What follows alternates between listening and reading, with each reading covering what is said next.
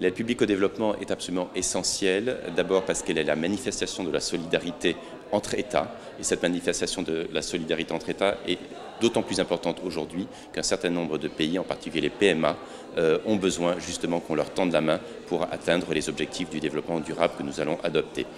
Deuxième point, c'est que l'aide publique au développement ne sera pas suffisante, compte tenu justement des montants en jeu pour atteindre des objectifs de développement durable. Pour que nous devenions tous des pays en voie de développement durable, il faut que les PMA soient capables eux-mêmes d'atteindre ces objectifs. Il faut donc parler de financements publics internationaux pour le développement. Donc l'APD, c'est la part la plus concessionnelle de ces financements publics internationaux. Et cette part la plus concessionnelle doit aller en particulier vers les PMA pour les aider à atteindre les objectifs de développement durable.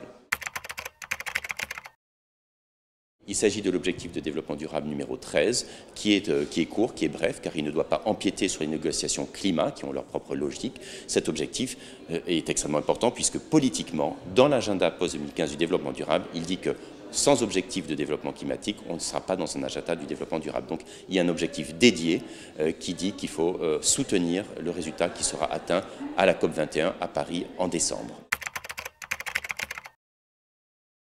Ça sera une première, je crois, dans l'histoire de la communauté internationale, un engagement collectif de tous les pays, quel que soit leur niveau de développement, quelle que soit leur taille, leur statut, leur place dans les institutions financières internationales, dans la gouvernance internationale.